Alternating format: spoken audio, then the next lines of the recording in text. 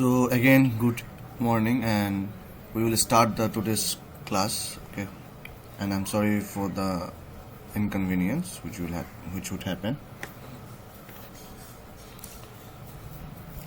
So today we are going to start a new topic. Okay.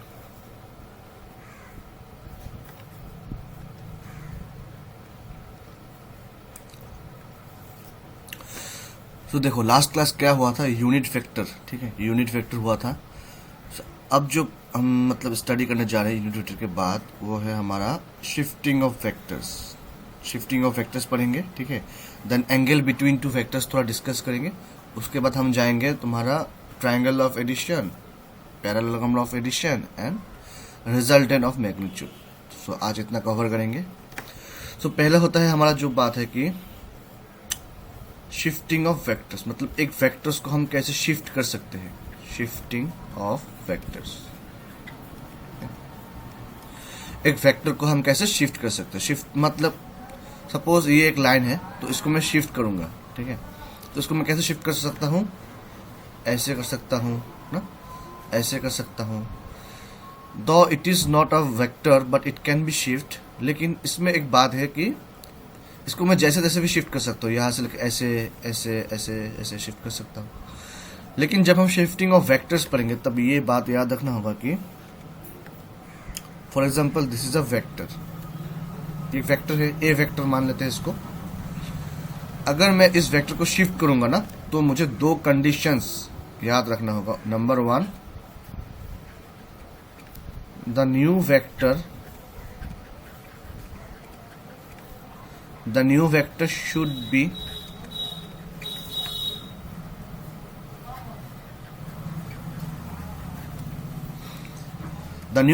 be parallel to the parent vector. parent vector मतलब a vector के साथ. ठीक है, and number two condition is direction same होगा. अगर same उसी vector को चाहिए तो उसका मैग्नीट्यूड भी हम सेम कर देंगे. अगर चाहिए तो मैग्नीट्यूड भी सेम कर देंगे. ठीक है ना, कोई बात ऐसे नहीं है. सो इस ए वेक्टर को मैं कैसे शिफ्ट कर सकता हूं, मतलब जो नया वेक्टर आएगा ना, नया वेक्टर को हम कैसे शिफ्ट करेंगे, मतलब कैसे बोलेंगे कि वो पेरेंट वेक्टर के साथ पैरेलल होना चाहिए. जैसे कि ये हो गया पैरेलल. डायरेक्शन सेम होना चाहिए. हाँ, इसमें तो डायरेक्शन सेम है. क्यों डायरेक्शन सेम है, देखो इसका डायरेक्शन इस तरफ है. ठीक है ना, और बाकी जो इसका डायरेक्शन है, इसका भी डायरेक्शन इसी तरफ है. सो दोनों जो वेक्टर है उसका डायरेक्शन सेम हो गया, एंड पैरेलल तो है ही, थीटा इज इक्वल 0 डिग्री है, और मैग्नीट्यूड सेम है. तो हम क्या बोलेंगे, इस वेक्टर को, जो नया वेक्टर आ गया, इसको बोलेंगे हम ए डैश वेक्टर. अगर मैग्नीट्यूड मैंने सेम कर दिया होता तो मैंने बोलता कि magnitude of A vector equal to magnitude of A dash vector. ठीक है ना, ये बोल दिया. तो इसी को हम शिफ्टिंग ऑफ वेक्टर्स बोलते हैं. अगर कोई एक वेक्टर है, इसको हम शिफ्ट कर सकते हैं. तो तुम लोग बोलोगे कि क्या ये जो वेक्टर है, अब मैं ड्रॉ करना चाह रहा हूँ, ये हमारा शिफ्टिंग ऑफ वेक्टर्स हो गया फॉर ए वेक्टर. देखते हैं ये. हाँ बिल्कुल हो गया. क्या ये शिफ्टिंग ऑफ वेक्टर्स हो गया? हाँ बिल्कुल हो गया. क्यों? देखो पैरेलल टू ए है और डायरेक्शन भी सेम इसी तरफ जा रहा है. ठीक है ना. अब तुम बोलोगे कि क्या ये शिफ्टिंग ऑफ वेक्टर्स हो गया? ऑफ वेक्टर है. हाँ हो गया, क्योंकि सब पैरेलल में है. तुम बोलोगे कि ये वेक्टर हो गया शिफ्टिंग ऑफ वेक्टर. हाँ हो गया. ये वेक्टर्स हो गया क्या शिफ्टिंग ऑफ वेक्टर्स? हाँ हो गया. जितने भी वेक्टर्स होंगे, ठीक है ना, पैरेलल हो जाएगा और डायरेक्शन सेम होगा, और मैग्नीट्यूड तो चाहिए तो सेम हो जाएगा. तो उसको हम क्या बोलेंगे कि this is the shifting vector और shifted vectors of the parent vector. ठीक है ना. लेकिन देखो, अगर मैं बोलूँ तो ये क्या शिफ्टिंग ऑफ वेक्टर्स होगा? नहीं, अब ये नहीं होगा. क्यों? क्योंकि कंडीशन से सेटिस्फाई नहीं कर रहा है. ठीक है. देखो शिफ्टिंग ऑफ वेक्टर्स बहुत important. Shifting of vectors and extension of vectors बहुत इंपॉर्टेंट है. ठीक है, ये तो ऐसे सिलेबस में नहीं है कि कोई टॉपिक्स में क्वेश्चन आ गया, लेकिन क्वेश्चंस करने में इसको अप्लाई जरूर करना होता है. तो shifting of vectors I hope clear हो गया. अब मैं बोलूंगा कि क्या ये शिफ्टिंग ऑफ वेक्टर्स हो गया ऑफ वेक्टर है? नहीं. क्या ये? नहीं. सिर्फ और सिर्फ जो पैरेलल होंगे, डायरेक्शन सेम होंगे, उसी को हम क्या बोलेंगे, shifting of vectors of parent vector. Okay. So इस टॉपिक को हम बाय बाय बोलते हैं। अब नया जो बात बोलना चाहते हैं वो देखो।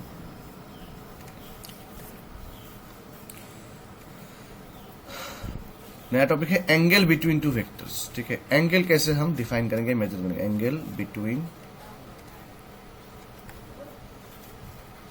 टू वेक्टर्स, अगर दो वेक्टर है, ठीक है ना, दो वेक्टर के एंगल कौन सा होता है वो हम देखते हैं। आई होप तुम लोगों को याद होगा कि अगर कोई एक वेक्टर है ए, तो इसको हम कैसे रिप्रेजेंट करते हैं, इसको टेल रिप्रेजेंट करते हैं, इसके हेड रिप्रेजेंट करते हैं ना। So angle between two vectors का एक बात रखना कि टी कॉम्बिनेशन होना चाहिए। मतलब टी कॉम्बिनेशन, ये तो बुक में नहीं मिलेगा, ये मेरा मतलब समझने के लिए मैंने ये स्टार्ट किया कि टी कॉम्बिनेशन। ठीक है, सो टी कॉम्बिनेशन मतलब टेल टेल कॉम्बिनेशन। तो कैसे, अगर एक वेक्टर हो गया ऐसे ए और दूसरा एक वेक्टर है बी, ठीक है ना, ये हो गया बी, तो मैं बोलूंगा कि एंगल कौन सा हो गया, ये हो गया हमारा एंगल। क्यों, देखो ये क्या हो गया, वेक्टर ए हो गया ना, और ये हो गया हमारा वेक्टर बी। मैंने बोल दिया कि वेक्टर ए का ये टेल है और ये हेड है, और मैंने फिर ये बोल दिया कि वेक्टर बी का ये टेल है और ये हेड है। देखो दोनों का टी और टी एक साथ जुड़े हुए है ना, इसका भी टी और इसके भी टी। तो जब जब दो वेक्टर का टेल टेल कॉम्बिनेशन ओनली रहेगा, उसका जो एंगल निकल के आएगा वही होगा हमारा एंगल बिटवीन टू वेक्टर्स।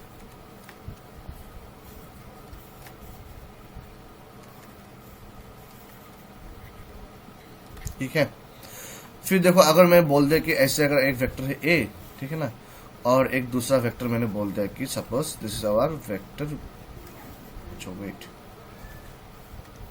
दूसरा अगर वेक्टर हो गया हमारा वेक्टर बी। ठीक है, ये हमारा हो गया वेक्टर ए, ये हो गया हमारा वेक्टर बी। क्या मैं बोल सकता हूं कि ये हमारा एंगल बिटवीन टू वेक्टर्स है थीटा?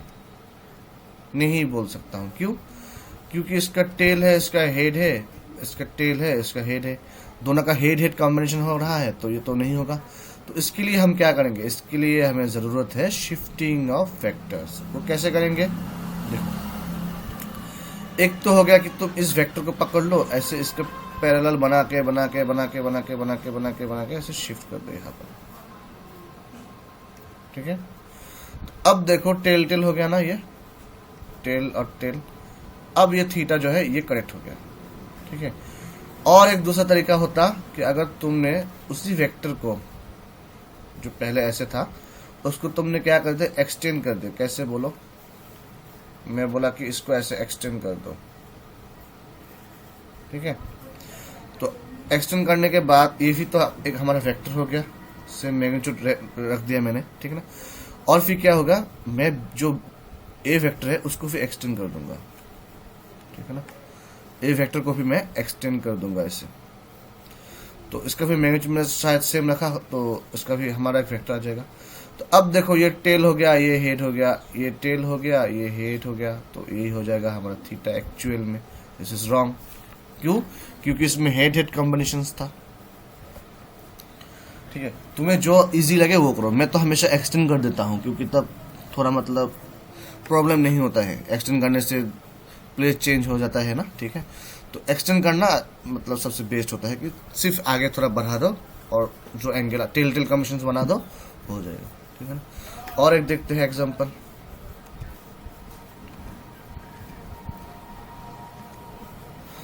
अगर मैंने बोल दिया कि ये हमारा एक वेक्टर है ए, ठीक है, और फिर एक बोल दिया कि वेक्टर ये है हमारा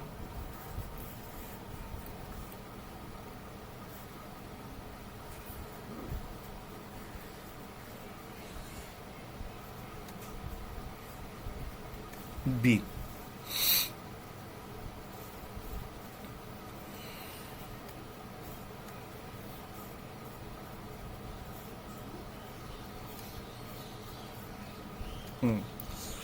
सपोज मान लेते ये हो गया हमारा वेक्टर ए और ये हो गया हमारा वेक्टर बी। ठीक है, तुम्हें क्वेश्चंस में ये थीटा दिया हुआ है, theta equal to 90 degree.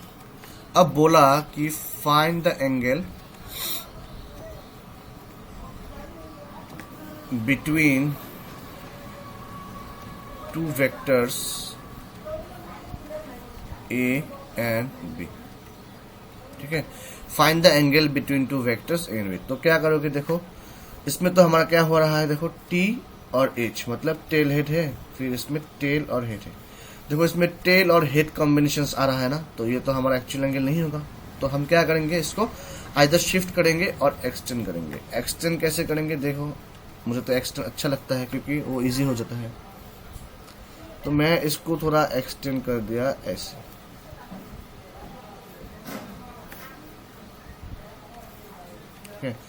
Extend करने के बाद मैंने बोल दिया कि ये जो हमारा हो गया, ये हो गया हमारा वेक्टर बी।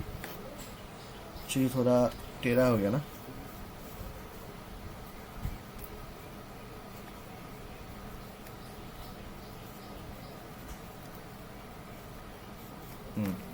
अब ठीक है।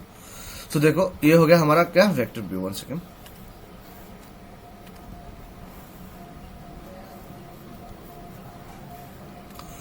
सो ये होगा हमारा वेक्टर बी अब, ठीक है। इसको मैंने एक्सटेंड करने की वजह से ये हो गया हमारा वेक्टर बी।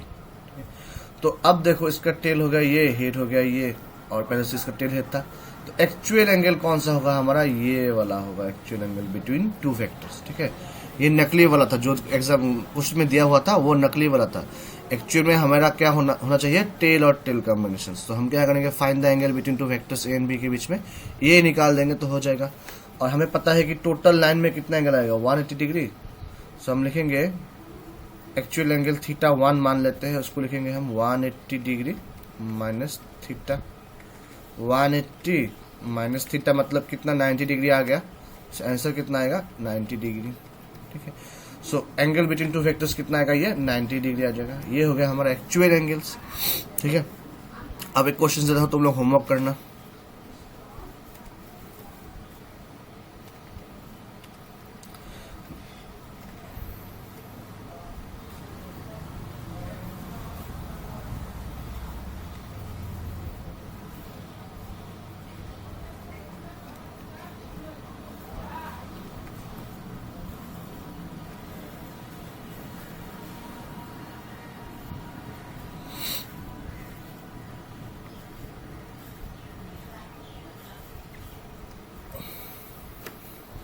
ठीक है, ये एंगल दिया हुआ है वेक्टर ए और वेक्टर बी के बीच में। क्वेश्चन लिखना, find the angle between two vectors. Find the angle between two vectors A and B. A और बी के बीच में जो एंगल है वो निकालो। तो इसका क्या करना होगा, हिंट दे देता हूं। हिंट क्या है, टेल टेल कॉम्बिनेशंस बनाओ, आइदर एक्सटेंड करो या फिर कुछ और करो, ठीक है। मतलब टेल टेल कॉम्बिनेशंस बनाओ, फिर जो एंगल आएगा वो हो जाएगा हमारा क्या, एंगल बिटवीन टू वेक्टर्स। सो दो टॉपिक ऑलरेडी कवर हो गया। एक है हमारा शिफ्टिंग ऑफ वेक्टर्स, दो हो गया हमारा angle between two vectors, how to measure, ठीक है। तीसरा हम जो पढ़ेंगे उसको नाम देते हैं हम ट्रायंगल ऑफ वेक्टर एडिशन। फिर बाद में पढ़ेंगे हम पैरेललोग्राम ऑफ एडिशन, उसके बाद देखेंगे हम रिजल्टेंट ऑफ टू वेक्टर्स, ठीक है। देखो अब हो गया कि triangle law of vector addition. Triangle law of vector addition. तुम लोग बोलोगे कि सर ये क्यों जरूरत है, मतलब देखो मैंने बोला था ना वेक्टर के डेफिनेशन में कि 3 इंपॉर्टेंट चीज है, उसमें से 2 अब बोल रहा हूं, एक बाद में बोलूंगा। तो वेक्टर का ये मॉडिफाइड डेफिनेशन या फिर नया डेफिनेशन लिख लो पहले। Vector quantity,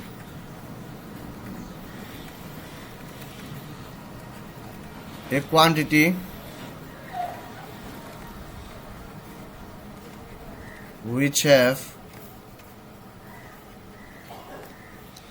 both magnitude and direction, and it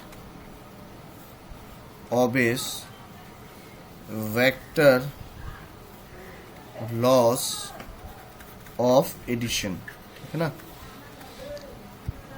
A quantity which have both magnitude and direction and it obeys vector laws of addition is called as vector quantity.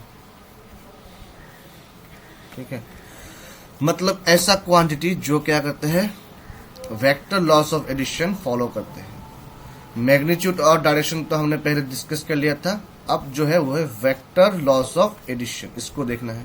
ठीक है, तो इस vector laws of addition जो है वो दो types के होते हैं। एक होता है हमारा ट्रायंगल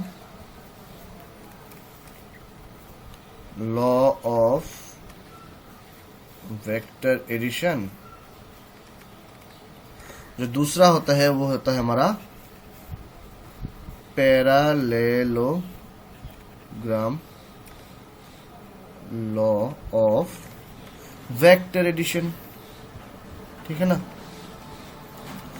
तो अब अगर कोई हमें बोले कि what is a vector quantity, तो क्या बोलोगे, a quantity which have magnitude and direction and it must obey the law of vector addition. मतलब इसका जो समेशन करने का तरीका होगा या फिर ऐड करने का जो तरीका होगा वो क्या होना चाहिए, दो स्पेशल टाइप्स है उसका। ठीक है, वो दोनों फॉलो करना चाहिए। तो उसको हम डिस्कस कर लेते हैं पहले। सो याद रखना, अगर डेफिनेशन में तुमने सिंपली ये बोल दिया कि ये क्वांटिटी विच है magnitude and direction is called vector quantity, तो ये पार्शियली करेक्ट है सिर्फ, तो मार्क्स फुल नहीं देगा। ठीक है ना। जो थर्ड पॉइंट है vector laws of addition follow करता है, इसको लिखना जरूरी है। ठीक है, यही सब कुछ है जो तुम पढ़ोगे ना, यही सब कुछ है। तो जो है पहले हमारा क्या था, वेक्टर लॉस ऑफ एडिशन देखते हैं। ठीक है ना, वेक्टर लॉस ऑफ एडिशन के पहले जो टॉपिक्स है वो है triangle law of vector addition. ठीक है,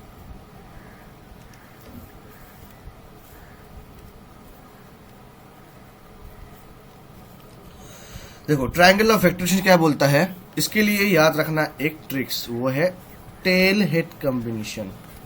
पहले जो हम एंगल बिटवीन टू वेक्टर्स देखा था ना, उसमें क्या था, टेल टेल।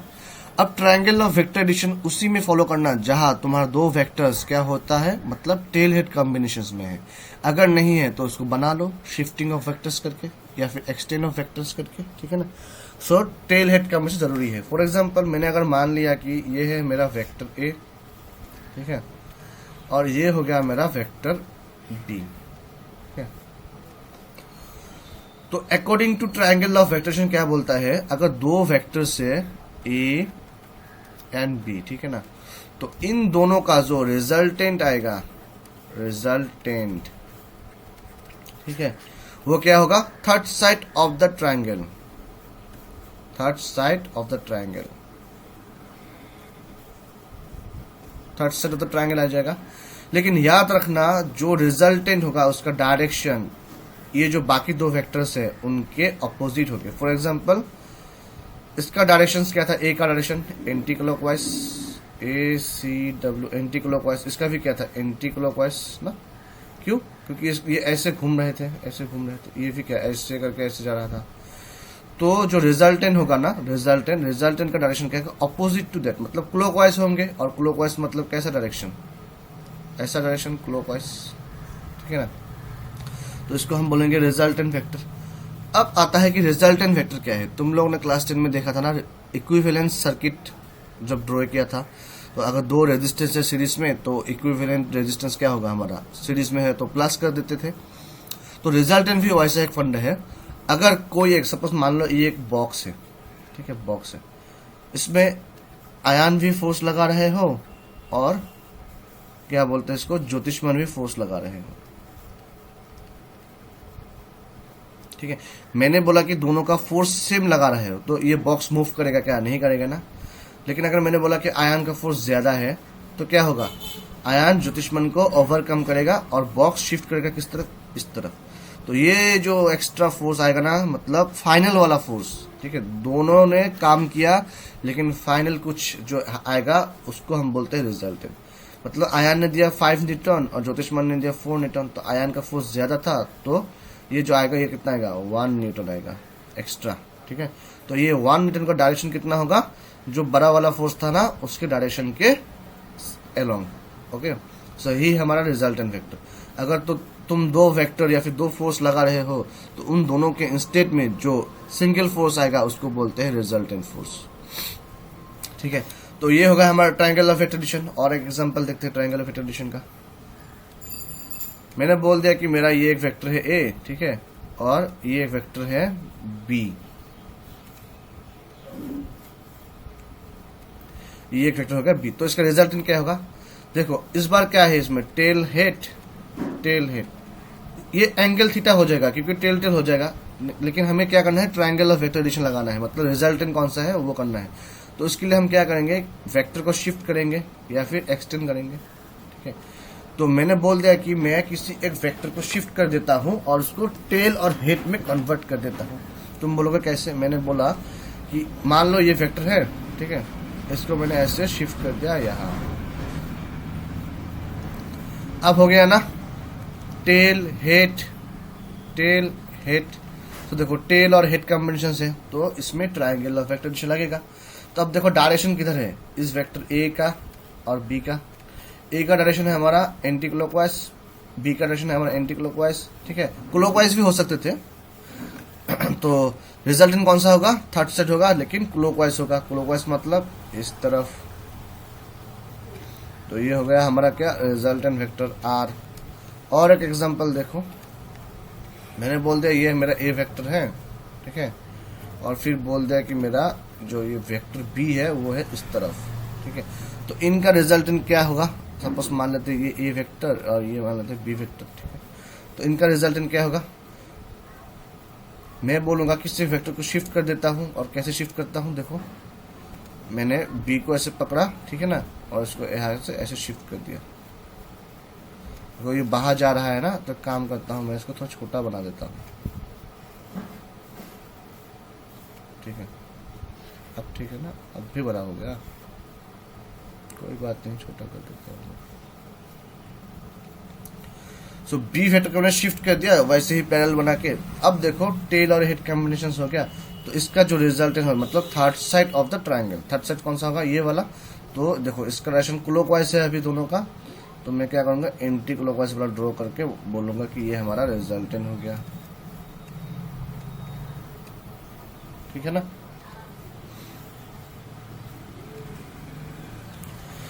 तो देखो अब आर का डायरेक्शन किधर है, एंटी क्लॉकवाइज, ए और बी का डायरेक्शन है हमारा क्लॉकवाइज। तो यही हो गया हमारा ट्रायंगल ऑफ वेक्टर एडिशन। सो देखो ट्रायंगल ऑफ वेक्टर एडिशन से सिर्फ और सिर्फ हम क्या निकालते हैं, रिजल्टेंट वेक्टर निकालते हैं। और कैसे निकालते हैं, diagrammatically only, that is graphically. इसका मैग्नीट्यूड वाला अभी भी पढ़ना बाकी है, तो उसका वैल्यू कितना आता है वो अभी पढ़ना बाकी है, ठीक है। पहले हम डायग्रामेटिकली देखेंगे, क्यों, क्योंकि डायरेक्शन है तो वो जरूरी है। तो ये हो गया हमारा ट्रायंगल ऑफ वेक्टर एडिशन। अब देखते हैं parallelogram of addition. Parallelogram law of vector addition. So parallelogram of vector addition कैसा होगा, हम मान लेते हैं कि दो वेक्टर्स है, for example this is a vector A and again this is a vector B. तो इसका भी ट्रिक्स है, इसका भी ट्रिक्स है, टेल टेल कॉम्बिनेशन, देखो एंगल की तरह, ठीक है। पैरेललोग्राम लॉ एंड एंगल कैसे निकलते हैं, हम टेल टेल कॉम्बिनेशन करके। एंड वेक्टर लॉ जो, सॉरी ट्रायंगल लॉ जो है वो हम कैसे निकालते हैं, टेल और हेड कॉम्बिनेशन करके। तो इसका देखो टेल हेड फिर टेल हेड, ठीक है। तो मैं बोलूंगा कि एक हम पैरेललोग्राम ड्रॉ करेंगे जो कि इमेजिनरी होगा, ठीक है, ऐसे करके।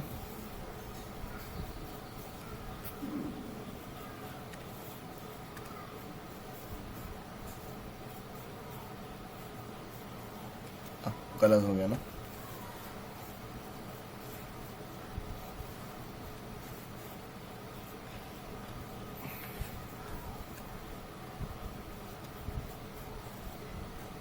एक हम ऐसे पैरेललोग्राम ड्रॉ करेंगे और इस पैरेललोग्राम का जो डायग्राम लगा ना उसको हम क्या बोलेंगे,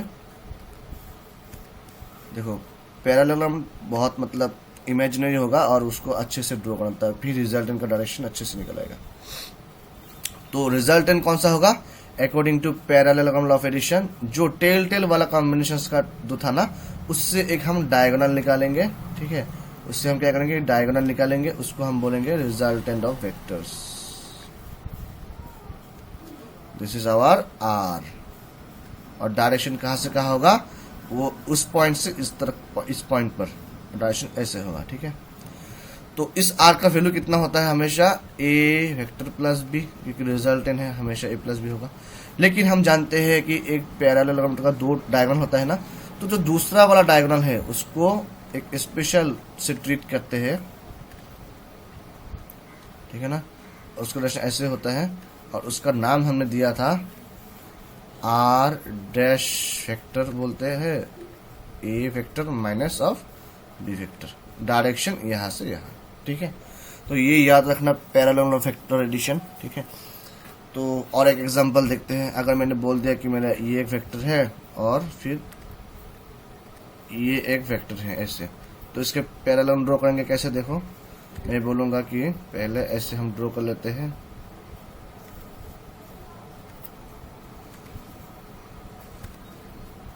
और फिर ऐसे ड्रॉ कर लेते हैं, तो ये ज्यादा हो गया ना।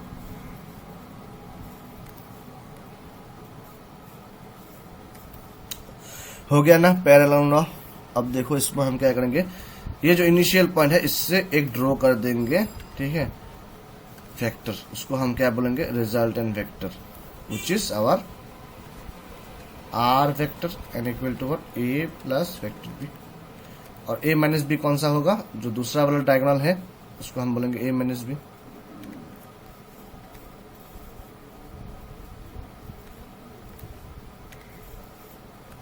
कौन सा वाला, इसको बोलते हैं हम ए माइनस बी, ठीक है ना।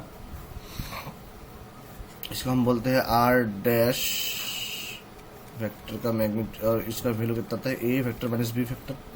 ये भी रिजल्टेंट है लेकिन इसका वैल्यू आता है ए माइनस बी, ठीक है।